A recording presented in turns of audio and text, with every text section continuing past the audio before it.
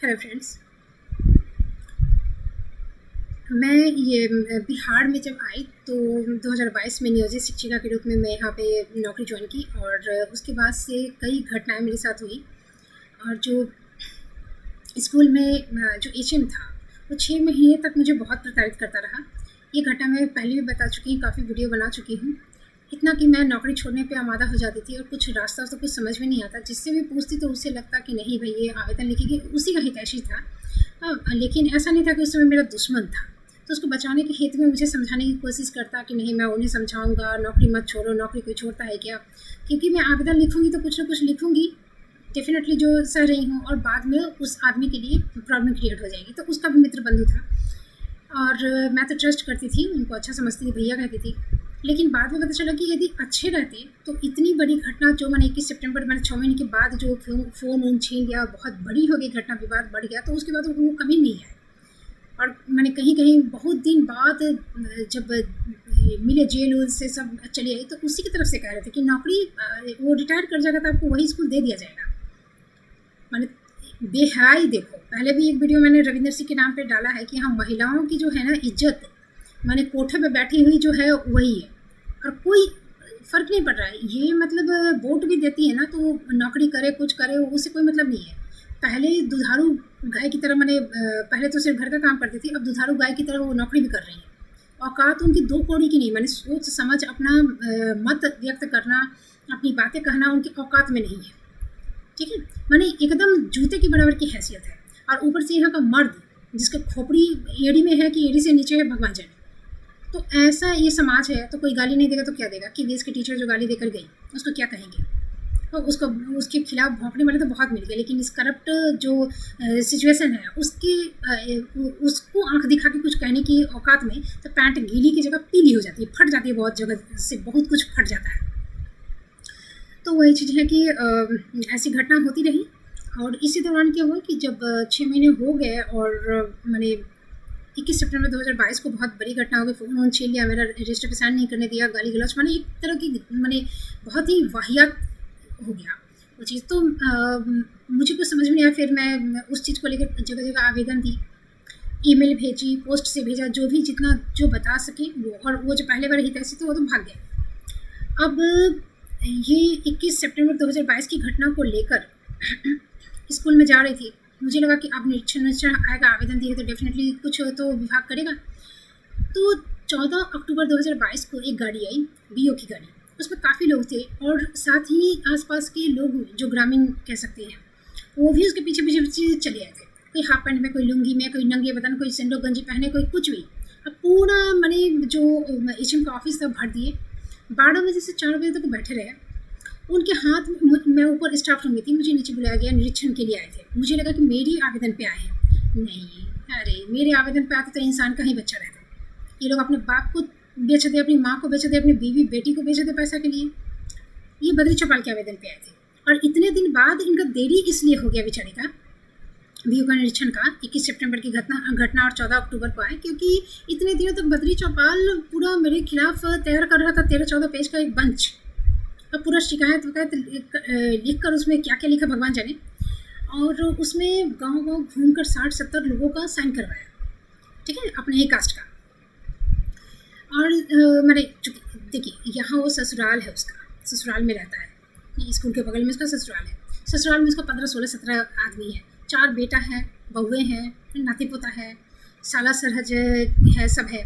इतने दिनों से है, इचिम है, यही स्थानीय है, यही ये। तो उसका 60-70 के 700-800 भी कर ले तो कम है। तो इस तरह से फिर उसको पूरा टाइम दिया गया है ये तैयार करने के लिए। और मुझे कुछ समझ में नहीं आया, मैं बकलोल की तरह कोई मैंने पहले वाले जितने हितैषी थे, जैसे ही घटना हुई फुर्र शिक्षक नेता भी उसमें भाग गए। ठीक है, 6 महीने से जो बतिया रहे थे वो भाग गए, कितना चंदा उंदा सब उगाही किए, सब भाग गए। अब नए नए चेहरे आ रहे थे कि अरे मैडम मैं करवा दूंगा, मैंने ट्रस्ट जीत कर पैसा वैसा दिलवा के कॉम्प्रोमाइज करवा देना ऐसा। तो बहुत परेशान हुई। तो उसी में से कोई कोई जेन्युइन था तो बेचारा बता दिया कि हाँ ये ऑफिस यहाँ पे पत्र भेजिए, तो वो मैं भेजती रही। उस पर कोई कार्रवाई आज तक नहीं हुई। तो हो क्या गया कि उसने एक बंच मुझे दिखाया जब आया, कि ये देखिए बद्री छपाल ने आपके ऊपर ये दोषारोपण लगाया है उन्होंने, और इसको मैं पढ़ता हूँ, बीओ ने कहा, मैंने मेरा आदमी पढ़ता है, और आप मुझे A4 साइज़ पेपर और एक पेन दे दिया गया कि आप अपना स्पष्टीकरण उसको सुन के, वो पढ़ेगा, सुनकर और अभी लिखिए। हम बैठे हुए हैं, पूरा भरा हुआ है रूम, बोले पागल हैं, दिमाग सटका हुआ है। उस समय तो मैंने इतना हार्श वर्ड भी मैं यूज़ नहीं की। मैं बोली कि आप सबसे बड़े हैं यहाँ पे, न्याय करता है और इस तरह की बातें कर रहे हैं। उसने कहा मुझे बीओ ने कि आपको पता है कि आपको सैलरी कौन देता है? अभी मैं बीओ का थोबड़ा दिखाऊंगी, लेकिन सरकार देती है। नहीं, आपकी सैलरी पे साइन कौन करता है? मैं करता हूँ। बोले हाँ, तो साइन करता है, आपको भी तो कोई सैलरी देता है, उसमें भी साइन करता होगा ना। यहाँ पे ये जवाब, मैंने इस तरह का जवाब देने वाला ना कोई भूत न भविष्य पैदा नहीं हुआ। ये सुन के चका जाता था ये लोग। मैंने इस चीज़ को लेके काम तो हुआ नहीं, लेकिन हमको देख के लोग भूत देख की तरह प्राण लेके भागता है, डरे, सकता नहीं है बातचीत करने में, उल्लू बनाने में। तो साइन करता हूँ मैं, तो क्या साइन करते हैं तो कहने कहिएगा कठपुतली की तरह नाचो तो नाचेंगे। बोले कि ये धमकी दे रहे हैं आप हमको, माने आप हमको उसको जेरोक्स दीजिएगा, एक कॉपी दीजिएगा, आप पढ़ के सुनाइएगा और हम उसका स्पष्टीकरण के पागल हैं। हमने जो लिखना है लिखी, ऐसे धांधली जब करने आए हैं तो धांधलीगिरी पूरा दिखाइए। मैं फिर अपना ऊपर स्टाफ रूम में चली गई। ये 4 बजे तक बैठा रहा, 12 बजे आया था और उसके बाद चला गया वापस। तो उसके बाद ये था शायद मैंने शुक्रवार का दिन, शुक्र न बृहस्पतिवार का दिन था, और मैंने 16 को शनिवार था, हाँ बृहस्पतिवार का दिन था, बृहस्पतिवार को आया था। शुक्रवार गया, कोई कुछ नहीं, हलचल नहीं। शनिवार को मैंने 16 तारीख को, 14 को आया था, 16 तारीख को रात में 8 बजे मेरे मोबाइल पे एक मैसेज आया और एक अननोन नंबर से, इसमें इसका बीओ का थोबड़ा लगा हुआ था। तो मैंने देखा कि बीओ ने एक मैसेज भेजा है। मैंने खोला तो देखा कि उसमें एक पत्र है जिसमें लिखा गया है कि बद्री चौपाल द्वारा लगाए सारे दोष सिद्ध होते हैं आप पर, और इसलिए आपकी प्रतिनियुक्ति दूसरे स्कूल में की जा रही है, डिप्यूटेशन कर दिया जा रहा है, और आपको 3 दिन का टाइम दिया जा रहा है आपका स्पष्टीकरण देने के लिए। और 3 दिन का टाइम में था 16 तारीख, 17 तारीख और 18 तारीख। 16 को रात में 8 बजे भेज रहा है। मैं अचक आ गई कि मैं कहाँ भेजूँ, ठीक है, क्योंकि बीआर से मुझे पता था, लेकिन ये कब रहेगा, कहाँ रहेगा, कुछ नहीं पता। ना तो इसने मुझे बुला कर रिसीव करवाया, ना पोस्ट से तो देरी लग जाएगा ना। बद्री चौपाल से हमको आनन फानन में दूर करना था ताकि वो फैल के अब स्कूल में करे, चाहे ये क्या नाम है, आरएसएस का मेंबर जो रविंदर सिंह है, जिस पर अभी मैंने तुरंत वीडियो 1-2 दिन पहले डाला है, वो उसका रिलेटिव है, घनिष्ठता है। माने ये जब निरीक्षण के लिए आया था बीओ देवनाथ सिंह, तो इसका एक्सीडेंट हो गया था, और ये रविंदर सिंह जो आरएसएस का मेंबर है, इसी के किसी रिलेटिव जो दरभंगा है, एक रिलेटिव है, उसको भी मैं जानती हूँ। तो वो उसी के घर में 3 दिन आकर इलाज उलाज करवाया था, रेस्ट किया था, इतनी घनिष्ठता है। और ये दोनों लुकंदर, बद्री चौपाल और रविंदर सिंह तो मेरे पीछे पड़ा हुआ था। ये दोनों छेछड़ा है, लुकंदर कैरेक्टरलेस, ये दोनों का ही कांड है। और रविंदर सिंह बद्री चौपाल को इसलिए मैंने मोहरा बनाया क्योंकि वो एचएम तो नहीं है ना, तो एचएम आपका पद इसके पद और पैसा का काफ़ी इस्तेमाल किया और इस तरह से हमको फंसाया, और साथ ही इसके हरिजन एक्ट का भी इस्तेमाल किया। लेकिन सारा मास्टरमाइंड रविंदर सिंह ही है इस सारे कांड का, और उसका सारा रिलेटिव्स, माने बद्री चौपाल का कोई नहीं, रविंदर सिंह का हर रिलेटिव्स यहाँ पे, माने प्रखंड प्रमुख भी उसका रिलेटिव है, डीओ भी उसका रिलेटिव है, डीओ ऑफिस में डीओ पता नहीं उसका परिचय है कि नहीं, जात भाई है, और डीपीओ भी उसका जात भाई है, पता नहीं रिलेटिव है कि नहीं। लेकिन उसमें और एक तो है रमन सिंह डीओ ऑफिस में, वो अभी है कि नहीं, दूसरी जगह चला गया, उस समय था। उसके साथ यहाँ की पेट्रोल पंप है तो वो भी सिंह है, उसका रिलेटिव है। फिर दूसरे स्कूल के सीआरसीसी है, वो भी इसका रिलेटिव है। बहुत सारे यहाँ नियोजित शिक्षक हैं, इसके रिलेटिव है। खेलकूद का टीचर है, तो बहुत सारे लोगों से परिचय बना के रखा है, मुखिया उखिया सब इसी का बात सुनेगा।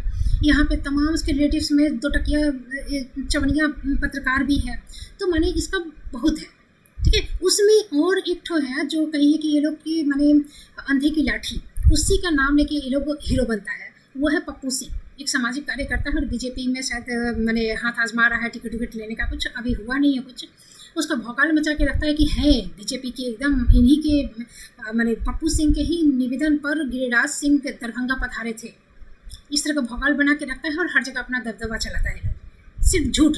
यहाँ तो बिहार में तो यदि 90 बात बोलेगा तो उसमें 100 बात झूठ रहता है लोग का। सिर्फ झूठ, भौकाल मचाना है सिर्फ। इतना ही है तो घास क्यों छिल रहा है, कोई तो आगे बढ़ा नहीं कुछ। 10 साल की नौकरी है रविंदर सिंह की, जिसकी मैं बात कर रही हूँ, जिसने बद्री चौपाल एचएम को अपना मोहरा बनाया और मुझे फंसाया अपना भड़ास निकालने के लिए। तो वो थोड़ा मोगाठी टाइप का है। तो मैं, हालांकि मुझे उस समय नहीं पता था, बाद में जब पता चला कि इसी का सारा खानदान, इसी का चेला चपाटी, इसी के सारे लोग इसी का। और जहाँ भी मैं कुछ कहने जाती इस घटना के बारे में, तो वो जिस दिन घटना हुई थी प्रेजेंट था और ये बुद्ध की तरह मूर्ति जैसा खड़ा था। तो सारे लोग पूछे कि उसने क्यों नहीं बचाया।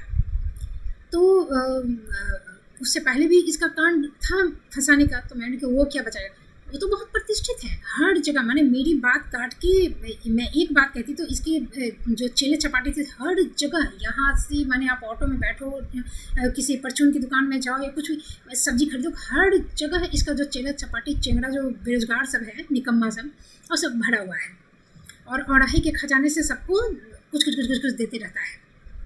जो भी इसमें रहता है तो किसी को भी कभी 5,000 दिलवा देगा, कभी 3,000 दिलवा देगा। ये बद्री चौपाल में मैंने चलने नहीं था, दोनों का पहले 36 का आंकड़ा था, मुझे ही लेकर दोनों में दोस्ती हो गई, दुश्मन का दुश्मन दोस्त। अब मुझे ही पता ही नहीं कुछ, अब पता चल रहा है। तो वो क्या किया कि इस तरह से मैंने कहा कि भाई स्पष्टीकरण तो कुछ समझ में आ रही नहीं कि मैं कहाँ दूँ। तो मैंने एक पेज पे स्पष्टीकरण लिखा और वैसे ही व्हाट्सएप पे भेज दिया। वो स्पष्टीकरण वो करीब सप्ताह भर तक नहीं देखा ही नहीं, उसमें ब्लू टिक आई नहीं। और ब्लू टिक आया, चाहे ब्लू टिक तुम ऑफ किया है, तुम्हारा स्पष्टीकरण पर प्रतिक्रिया तुमने दिया क्यों नहीं।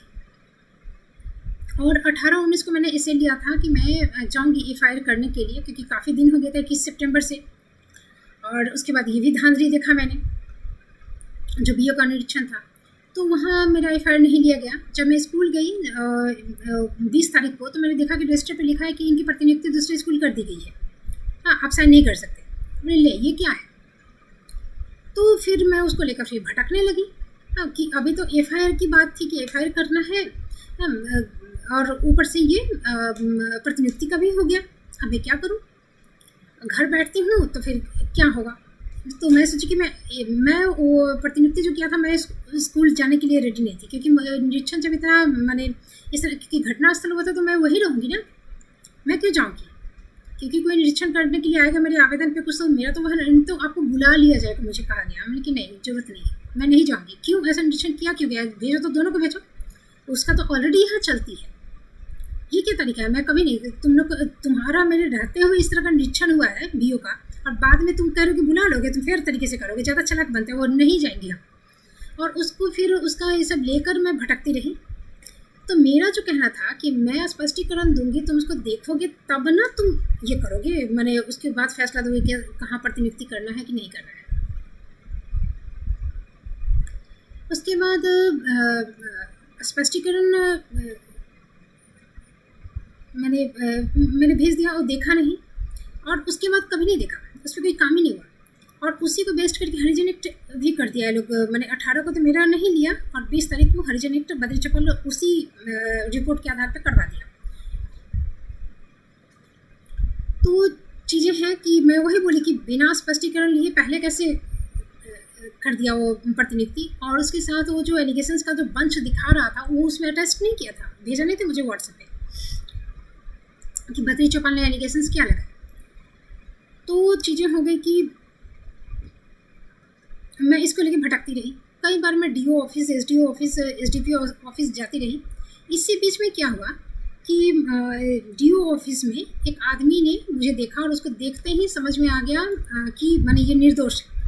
DO ऑफिस में क्षणिक दया आ गई, और उसने वो आवेदन खारिज, मैंने वो जो आदेश था प्रतिनियुक्ति का, वो खारिज कर दिया, और मेरी फिर से मूल विद्यालय में ये मैंने दे दिया। और ये 25 नवंबर की बात है, 16 अक्टूबर से 25 नवंबर तक मैं भटकती रही। कई बार मैं DO ऑफिस गई, तो उसने मुझे वो और साथ ही DO की तरफ से BO पे शोकॉज करवा दिया। अब तो खारिज हो गया। अब क्या हुआ कि 25 नवंबर तक जो मैं भटक रही थी, 16 अक्टूबर से 25 नवंबर तक, 16 अक्टूबर से मैं कहीं गई नहीं, मैं जिस विद्यालय भेजा था मैं गई नहीं। लेकिन फिर भी जो अक्टूबर की पूरी सैलरी थी वो मेरे अकाउंट में आ गया था।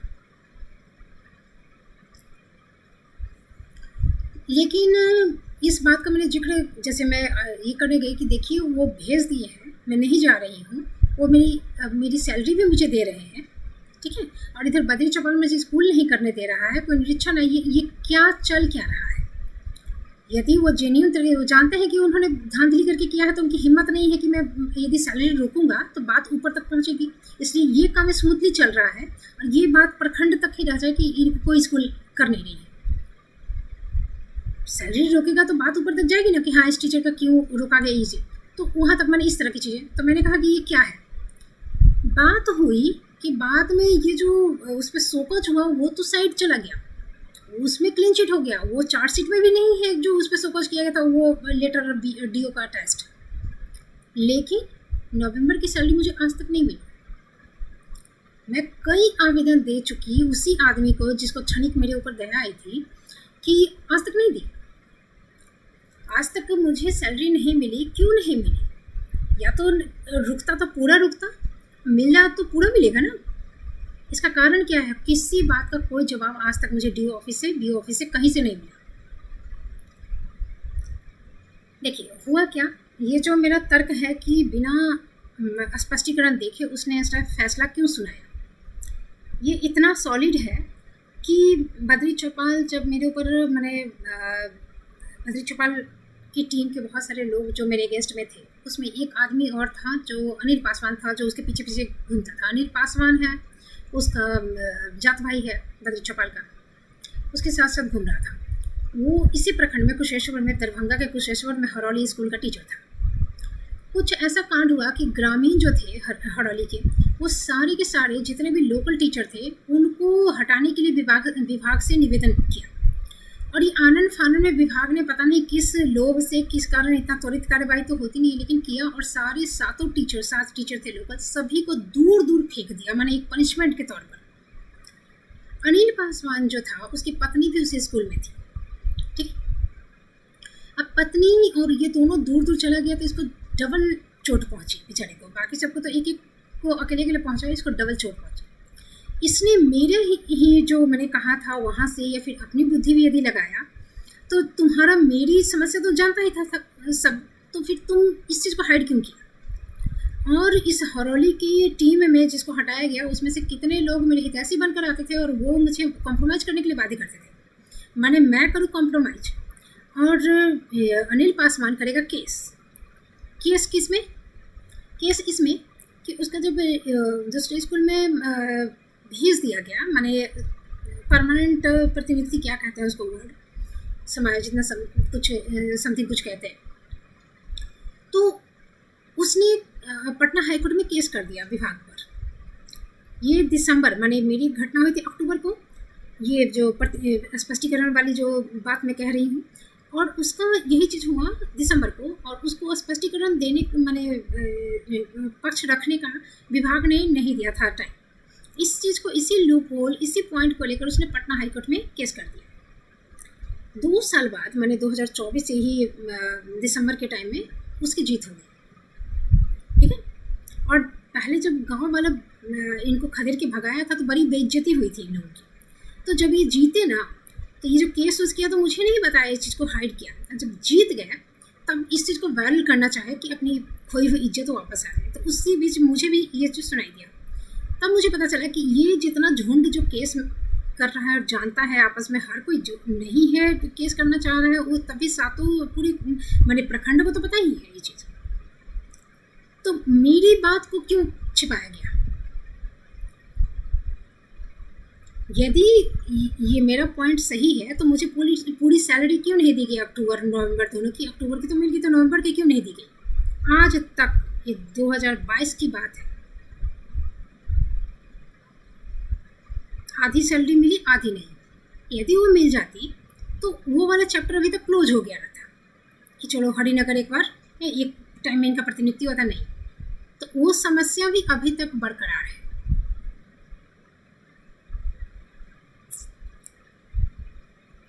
और ये जब मैंने हरिजन एक्ट किया था बद्री चौपाल मेरे ऊपर और कॉम्प्रोमाइज़ के लिए बुलाया गया था, तो हर बार ये अनिल पासवान उसके साथ खड़ा था और मुझे समझा रहा था, मुझे कॉम्प्रोमाइज़ के लिए बाध्य कर रहा था, बहला रहा था, फुसला रहा था।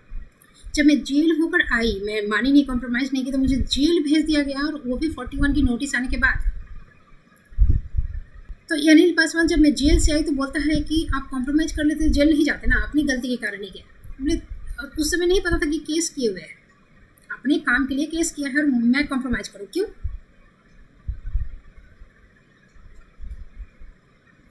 तुम यदि शेड्यूल कास्ट होके बन के पैदा हुआ है तो क्या तुमको माथा पे उठा के घूमे, तुमको देखते ही सैल्यूट मारे?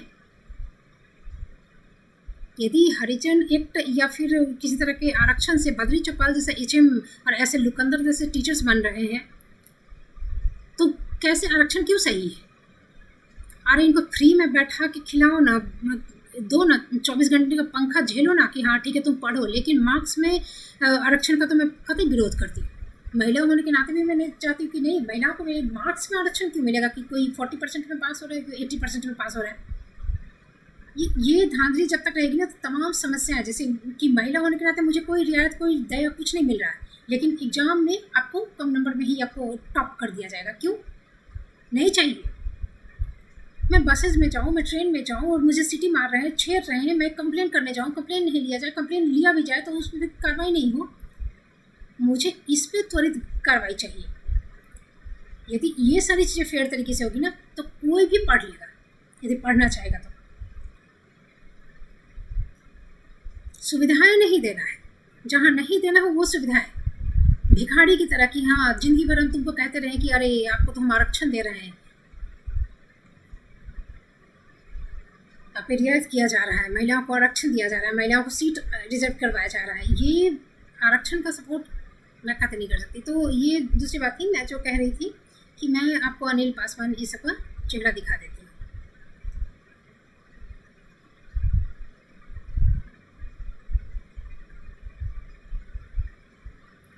ये है अनिल पासवान, और